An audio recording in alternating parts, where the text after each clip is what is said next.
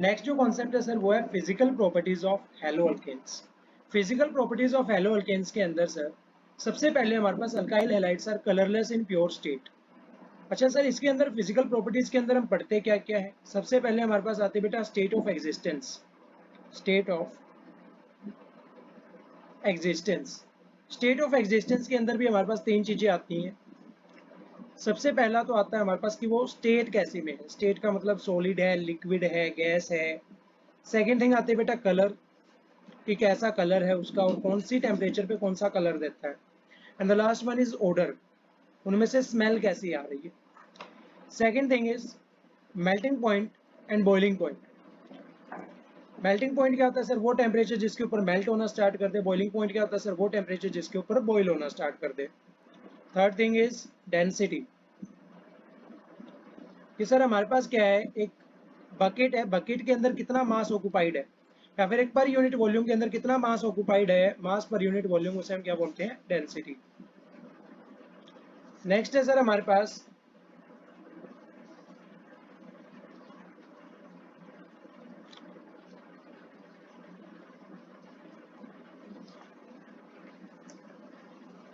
Surface area कितना consume कर रही है। फिफ्थ है सर हमारे पास पोलैरिटी। सिक्स्थ है सर हमारे पास सोल्यूबिलिटी। तो सर ऐसी प्रॉपर्टीज, या फिर आप इसको ऐसे समझ सकते हैं, हमारे पास एक स्टेट है, दूसरी स्टेट में चेंज हो रही है, कोई फिजिकल चेंज हो रहा है, तो ये क्या बोलेंगे हम, फिजिकल प्रॉपर्टी बोलेंगे। ऐसी प्रॉपर्टी जो चेंज हो जाए फिजिकल चेंज से, उसे हम क्या बोलते हैं, फिजिकल प्रॉपर्टी। और ये जो प्रॉपर्टी होती है रिवर्सिबल होती है, कि मेल्टिंग पॉइंट है, बढ़ सकता है तो उसे हम घटा भी सकते हैं, डेंसिटी है इसे बढ़ती है तो घटा भी सकते हैं। तो ये सारी क्या होती है, रिवर्सिबल होती है। तो सबसे पहली प्रॉपर्टी है सर हमारे पास alkyl halides are colourless in pure state. अगर हमारे पास प्योर स्टेट है तो प्योर स्टेट के अंदर जो अल्काइल हैलाइड्स होते हैं, अल्काइल हैलाइड्स कौन से होते हैं सर, आर एक्स, जिसमें आर की हाइब्रिडाइजेशन होती है sp3। ये कैसे होते हैं सर, कलरलेस होते हैं, इनका कोई भी कलर नहीं होता है प्योर स्टेट के अंदर। Bromides and iodides cultivate colour. अच्छा, जो ब्रोमाइड्स होते हैं कि आर बी आर, या फिर आयोडाइड्स दैट इज आर आई, ये क्या करते हैं बेटा, कलर देते हैं, कल्टीवेट द कलर। अगर हम इनको लेके आते हैं किसके प्रेजेंस में, लाइट की प्रेजेंस में। Volatile halogen compounds poses sweet smell. अब बात करें स्मेल की, तो जो वोलेटाइल हेलोजन कंपाउंड्स होते हैं, वोलेटाइल का मतलब क्या होता है बेटा, हमारे पास एक गोली है, ये दूसरी गोली है, ये कपूर की गोली है, कपूर की गोली क्या हो जाएगी, जैसे जलाएंगे हवा में कन्वर्ट हो जाएगी, जबकि ये वाली गोली कन्वर्ट नहीं होगी। तो ऐसे सब्सटेंस जिनको हम थोड़ा सा टेम्परेचर देते हैं तो वो वेपर्स में कन्वर्ट हो जाए, उन सब्सटेंसेस को बोलते हैं वोलेटाइल कंपोनेंट्स। तो वोलेटाइल हेलोजन कंपाउंड्स जो होते हैं उनकी स्मेल कैसी होती है, स्वीट होती है। जैसे अगरबत्ती हो गई, अगरबत्ती बेटा जलती है तो क्या देती है, खुशबू देती है। तो इस तरीके से हमारे पास ऐसे हेलोजन कंपाउंड्स जो बर्न करने पे क्या हो, स्वीट स्मेल दे, तो that are the volatile halogen compounds. The next is sir intermolecular force of attraction of halogen derivatives are stronger।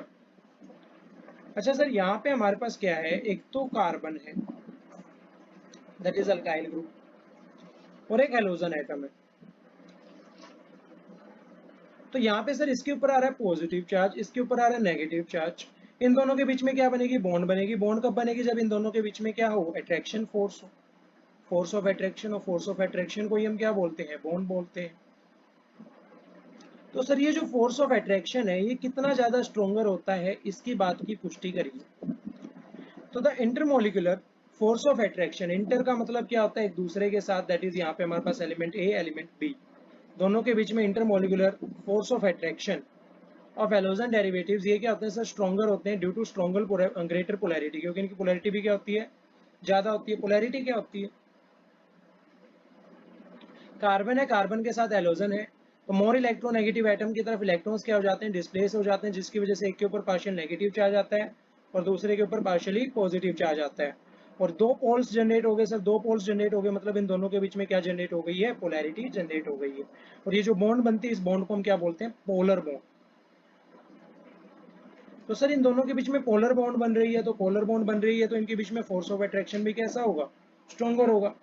And molecular mass as well compare to the parent hydrocarbon, और molecular mass भी ज्यादा होगा parent hydrocarbon से। Parent hydrocarbon का मतलब क्या है sir, यहाँ पे देखेंगे कार्बन है, कार्बन के साथ क्या जुड़ा हुआ है, हाइड्रोजन जुड़ा हुआ है, इस हाइड्रोजन को बाहर कर दिया और इसके साथ हेलोजन एटम जोड़ दिया। तो आपको पता है हाइड्रोजन और हेलोजन, ज्यादा मास किसका होता है, हेलोजन का। तो यहाँ पे हेलोजन कंपाउंड्स का मास क्या होगा, ज्यादा होगा, किससे, पेरेंट हाइड्रोकार्बन से।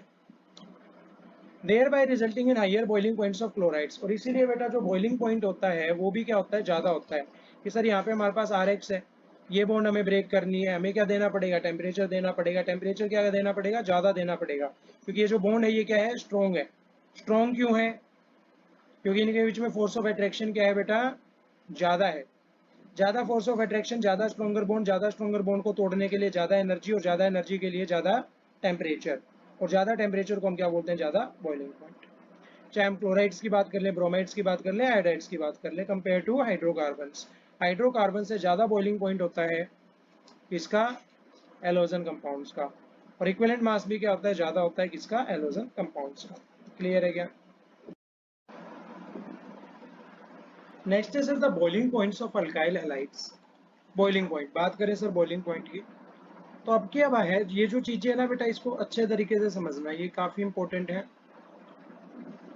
यहाँ करा देता हूँ। अगर हमारे पास बात आ रही है बॉइलिंग पॉइंट की, बॉइलिंग पॉइंट की, तो बॉइलिंग पॉइंट के अंदर हम दो ही चीजें देखते हैं। एक तो सर हमारे पास बेटा सरफेस एरिया, सरफेस एरिया जितना ज्यादा होगा उतना ही ज्यादा हमारे पास बॉइलिंग पॉइंट होगा। And the second one is inversely proportional to steric index.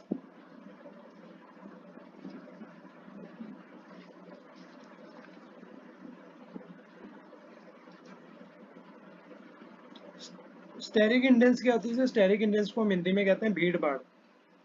कि हमारे पास एक ही कार्बन के ऊपर भीड़ भाड़ ज्यादा हो तो बॉइलिंग पॉइंट कम हो जाता है। या फिर हम इसे ब्रांचिंग भी कहते हैं, कि कार्बन की हमने ब्रांचिंग कर दी तो हमारे पास बेटा बॉइलिंग पॉइंट क्या हो जाता है, कम हो जाता है। ये क्या होता है, इनवर्सली प्रोपोर्शनल होता है भीड़ भाड़ के। अगर भीड़ भाड़ ज्यादा होगी बॉइलिंग पॉइंट कम होगा, अगर भीड़ भाड़ कम होगी तो बॉइलिंग पॉइंट ज्यादा होगा। और अगर भीड़ भाड़ कम होगी तो ऑब्वियस सी बात है, सरफेस एरिया क्या हो जाएगा, इंक्रीज हो जाएगा। तो ध्यान से देखो, the boiling points of alkyl halides are for same alkyl group follow the order. तो बॉइलिंग पॉइंट बेटा अल्काइल हैलाइड्स के लिए उसी ऑर्डर को फॉलो करते हैं जो अल्काइल ग्रुप्स के लिए होता है। सबसे ज्यादा होता है हमारे पास Ri का, फिर RBr का, फिर RCl का, फिर Rf का। जितना ज्यादा साइज ऑफ हेलोजन एटम उतना ही साइज, उतना ही ज्यादा हमारा क्या होगा, बॉइलिंग पॉइंट होगा। सबसे ज्यादा आयोडीन है, उसके बाद सर RBr, ब्रोमीन का साइज बढ़ा है तो फिर हमारे पास ब्रोमीन का होगा, फिर Cl का, फिर Rf का। Due to the increase in size, क्योंकि सर हमारा जो साइज है हेलोजन एटम का वो इंक्रीज कर रहा है, and mass of halogen atom, और हेलोजन एटम का मास भी इंक्रीज हो रहा है sir. Thereby increasing the extent of van force, जिसकी वजह से बेटा एक्सटेंट ऑफ वैन फोर्स भी क्या होता है, इंक्रीज होता है, जिसकी वजह से बॉइलिंग पॉइंट भी क्या होता है सर, इंक्रीज होता है। In isomeric halo alkanes the boiling points decreases with increase in branching. ये समझना जरूरी है कि सर हमारे पास क्या है, चार कार्बन है जो सर स्टेट चेन के अंदर जुड़े हुए हैं। स्ट्रेट चेन के अंदर जुड़े हुए कार्बन की वैलेंसी कितनी होती है बेटा, चार होती है। एक बॉन्ड बना रखे, यहाँ पे कितने हाइड्रोजन आएंगे, तीन हाइड्रोजन। यहाँ पे कितने आएंगे, तीन। यहाँ पे कितने आएंगे, और यहाँ पे कितने आएंगे। तो सर इसका कुछ ना कुछ बॉइलिंग पॉइंट तो होगा ना। तो इसका बॉइलिंग पॉइंट कितना होता है बेटा, 375 केल्विन होता है। अब मैंने क्या किया, इसके साथ क्या अटैच है, क्लोरीन अटैच है। अब सर ये जो क्लोरीन है इसको उठा के मैं सेकंड कार्बन पे ले आया, carbon carbon carbon carbon carbon, और सेकंड कार्बन पे क्या लगी हुई है, क्लोरीन लगी हुई है। मतलब मैंने क्या कर दी, ब्रांचिंग कर दी। अब यहाँ पे हमारे पास स्टेट चेन थी, यहाँ पे हमारे पास कैसी चेन थी, स्टेट चेन। जबकि यहाँ पे क्या हो गई बेटा, ब्रांचिंग हो गई। तो ब्रांचिंग हो गई तो बॉइलिंग पॉइंट क्या हो जाता है सर, कम हो जाता है। बॉइलिंग पॉइंट ऑब्वियस सी बात है क्या हो जाता है, कम हो जाता है। यहाँ पे हम ब्रोमीन ले लेते हैं, ब्रोमीन का मोर अप्रोप्रिएट होता है, ब्रोमीन का एग्जैक्ट है ये मार्क्स। अब ब्रोमीन का ले रहे सर, यहाँ पे हमारे पास बॉइलिंग पॉइंट कितना हो जाएगा, डिक्रीज हो जाएगा, क्योंकि जैसे ही मैंने आपको बताया था कि बॉइलिंग पॉइंट इनवर्सली प्रोपोर्शनल होता है स्टेरिक इंड्रेंस के। अगर हम भीड़ भाड़ बढ़ाएंगे किसी भी कार्बन पे तो बॉइलिंग पॉइंट क्या हो जाएगा, कम हो जाएगा। कितने से कम हो जाएगा सर, ये हो जाता है 360 केल्विन।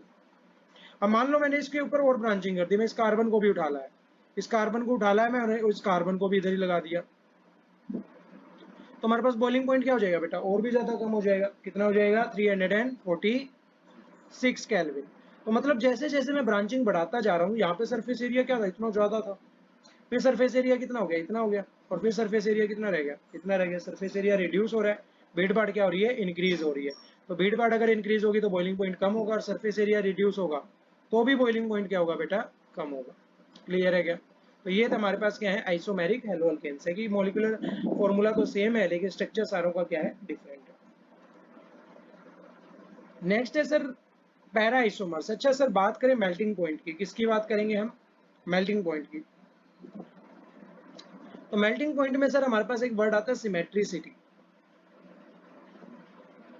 अगर हमारे पास अच्छी खासी सिमेट्रिसिटी है, सिमेट्रिक कंपाउंड है, सिमेट्रिक कंपाउंड का मतलब क्या होता है, जैसा इधर वैसा ही उधर, क्या है, सिमेट्रिक है दोनों तरफ से। आपने देखी होगी फिगर है, सर्कल के बहुत सारे सिमेट्रिक पॉइंट्स होते हैं। ये तो गलत कर दिया वैसे, पर ये है।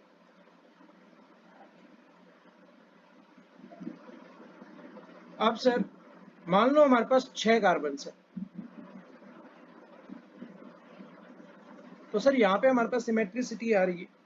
सिमेट्रिसिटी आ रही है, ये आसानी से क्या हो सकता है, क्रिस्टल लैटिस के अंदर फिट हो सकता है। क्रिस्टल लैटिस क्या होती है बेटा, आपने सॉलिड स्टेट में पढ़ा होगा, 3D अरेंजमेंट ऑफ एटम्स, उसे हम क्या बोलते हैं, क्रिस्टल लैटिस। अब मान लो सर यहाँ पे क्या आगे 5 आ गए, तो सर ये तो फिट नहीं हो पाएंगे, ये वाला कार्बन क्या रह जाएगा, बाहर की तरफ रह जाएगा, ये वाला कार्बन या फिर बाहर की तरफ रह जाएगा, या फिर ये वाला कार्बन बाहर की तरफ रह जाएगा। तो ये क्रिस्टल लैटिस में आसानी से फिट नहीं होंगे, तो इनका मेल्टिंग पॉइंट क्या होता है, ज्यादा होता है। तो जितना ज्यादा सिमेट्रिक कंपाउंड होता है उतना ही ज्यादा हमारे पास क्या होता है, मेल्टिंग पॉइंट होता है। अब ध्यान से सुनना,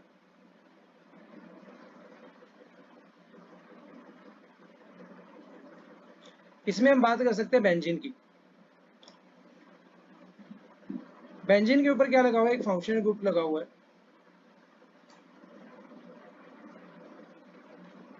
अच्छा ये मैंने उल्टा बोल दिया यहाँ पे। अगर सिमेट्रिक कंपाउंड है तो मेल्टिंग पॉइंट क्या होगा, कम होगा। अगर सिमेट्रिसिटी है तो मेल्टिंग पॉइंट भी क्या होगा, ज्यादा होगा। और अनसिमेट्रिक है तो मेल्टिंग पॉइंट क्या होगा, कम होगा। यहाँ पे मेल्टिंग पॉइंट कम आएगा बेटा। क्लियर है, क्योंकि यहाँ पे ये दोनों सिमेट्रिसिटी हैं, ये दोनों तो फिट ही हो जाएंगे, जबकि ये वाला क्या होगा, आसानी से फ्रीज हो जाएगा, क्योंकि ये तो बाहर की तरफ ही पड़ा है ना, क्रिस्टलाइटिस में जाएगा नहीं। अब फंक्शनल ग्रुप की ये वाली पोजीशन कौन सी होती है, ऑर्थो। फंक्शनल ग्रुप से सेकेंड वाली पोजीशन को हम क्या बोलते हैं, मेटा। एंड बेंजीन ग्रुप के बिल्कुल सामने वाली पोजीशन को हम बोलते हैं पैरा। तो ये सर बिल्कुल सिमेट्रिक स्ट्रक्चर है। सिमेट्रिक स्ट्रक्चर है तो इसका मेल्टिंग पॉइंट क्या होगा, ज्यादा होगा, क्योंकि आसानी से क्रिस्टलाइटिस में फिट हो रहा है। जबकि ये सिमेट्रिक स्ट्रक्चर नहीं है, ये वाला कार्बन क्या रह जाएगा, बाहर की तरफ, जो आसानी से मेल्ट हो जाएगा, तो इसका मेल्टिंग पॉइंट क्या होगा, कम होगा। तो इसका मेल्टिंग पॉइंट क्या होगा, और भी ज्यादा कम होगा। सबसे ज्यादा मेल्टिंग पॉइंट किसका होगा, पैरा का, उसके बाद मेटा का, और उसके बाद ऑर्थ होगा।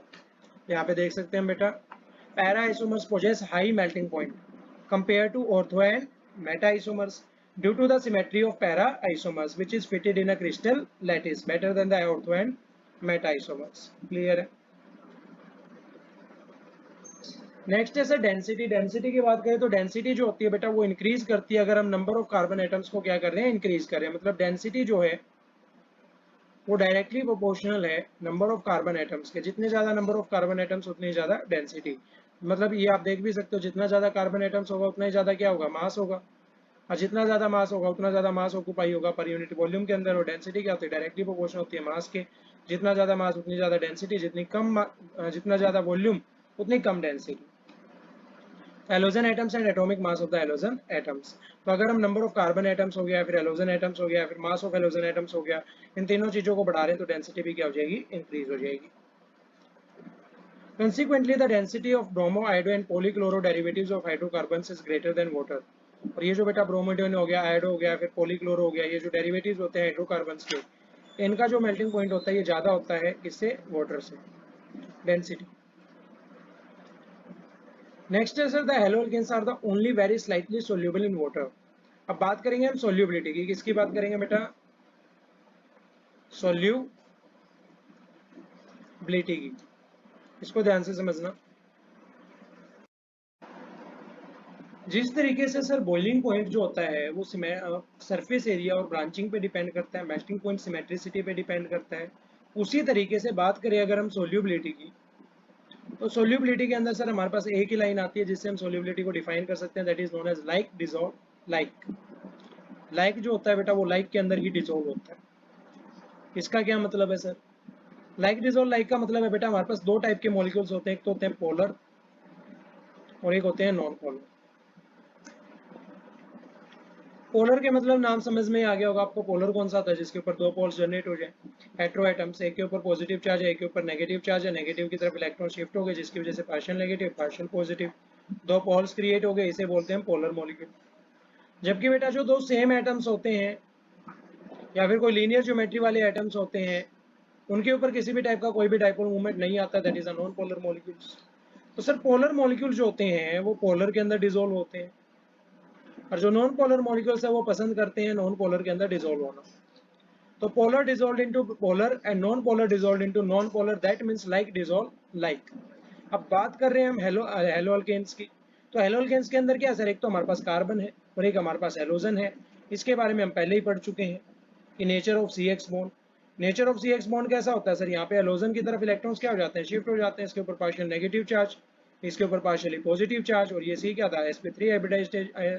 sp3 हाइब्रिडाइजेशन का था। तो ये जो हेलो अल्केन्स होते हैं सर ये हमारे पास पोलर मॉलिक्यूल्स होते हैं। तो पोलर मॉलिक्यूल्स हैं तो किसके अंदर डिसॉल्व होंगे सर? पोलर के अंदर ही डिसॉल्व होंगे, दैट इज H2 हो गया। ये हमारे पास क्या होता है? पोलर होता है, इसके अंदर क्या हो सकते हैं? डिसॉल्व हो सकते हैं।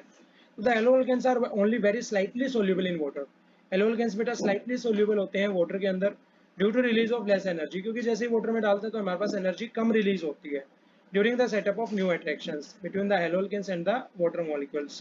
कि सर हमारे पास हेलो अल्केन्स है, हमने किस में डाला? वाटर के अंदर डाला। वाटर के अंदर डाला तो ये इनके बीच में कुछ अट्रैक्शंस हैं, इनके बीच में कुछ अट्रैक्शंस हैं। अगर ये मिलेंगे तो कुछ कम एनर्जी रिलीज होगी, कुछ खास घंटा फर्क नहीं पड़ेगा। तो इसके अंदर क्या होता है सर? स्लाइटली सोल्यूबल होते हैं, which in turn is insufficient to overcome the attractions. जो क्या होता है बेटा? इनसफिशिएंट होता है इन अट्रैक्शंस को ओवरकम करने में between the haloalkanes and molecules, जिसकी वजह से जो हाइड्रोजन बॉन्ड्स होती हैं, हाइड्रोजन बॉन्ड्स क्या हो जाती हैं? ब्रेक हो जाती हैं बिटवीन द वाटर मॉलिक्यूल्स और फिर ये क्या हो जाते हैं? इसके अंदर डिसॉल्व हो जाते हैं। Haloalkanes dissolve easily in organic solvents, जबकि बेटा ऑर्गेनिक सॉल्वेंट्स के अंदर इजीली क्या हो जाते हैं? डिसॉल्व हो जाते हैं due to the new intermolecular forces of attractions, क्योंकि इनके बीच में क्या होता है? नए टाइप का फोर्स ऑफ अट्रैक्शन होता है। Between haloalkanes and solvent molecules having equivalent strength, क्योंकि बेटा हेलो अल्केन्स और सॉल्वेंट मॉलिक्यूल्स के बीच में स्ट्रेंथ भी क्या होती है? इक्विवेलेंट सेम होती है। As the one that is broke, जो क्या हो रहा है? टूट रहा है in separate haloalkanes and solvent molecules. Problem के लिए सर हमारे पास क्या हुआ है? एक ब्रोमो इथेन दे रखा है, ब्रोमोफोम दे रखा है। ब्रोमोफोम क्या होता है बेटा? आपने देखा होगा CCl3, इसे क्या बोलते हैं हम? क्लोरोफोम। और यहाँ पे हमारे पास CBr3, इसे हम क्या बोलते हैं बेटा? ब्रोमोफोम। क्लोरोमीथेन हो गया, डाई ब्रोमोमीथेन हो गया। इन सबके में अंदर इन सबका क्या आएगा बेटा? कुछ ना कुछ बॉइलिंग पॉइंट आएगा। आपको बताना है सबसे ज्यादा किसका होगा और सबसे कम किसका होगा, इंक्रीजिंग ऑर्डर में लिखना है। इसी तरीके से आपको सेकंड पार्ट में करना है 1 chloropropane, isopropyl chloride and chlorobutane. देखो बेटा सबसे पहला पार्ट जो है हमारे पास वो है ब्रोमोमीथेन। ब्रोमोमीथेन मतलब एक तो कार्बन है सर, साथ में क्या लगा हुआ है? ब्रोमीन लगा हुआ है। यहाँ पे देखे तो ब्रोमोफोम, ब्रोमोफोम का मतलब क्या है सर? 3 ब्रोमीन लगे हुए हैं।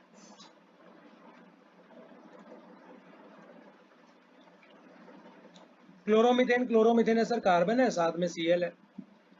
फिर है सर हमारे पास डाई ब्रोमोमीथेन। डाई ब्रोमोमीथेन का मतलब हमारे पास एक तो मीथेन है और साथ में क्या लगे हुए हैं? 2 ब्रोमीन लगे हुए हैं। तो आप देख सकते हो बेटा कार्बन ब्रोमीन है, कार्बन क्लोरीन है। सबसे ज्यादा बॉइलिंग पॉइंट किसका होगा सर? सबसे ज्यादा बॉइलिंग पॉइंट किसका होगा? कार्बन ब्रोमीन का होगा, क्योंकि अभी अभी हम ऑर्डर पढ़ के आए हैं।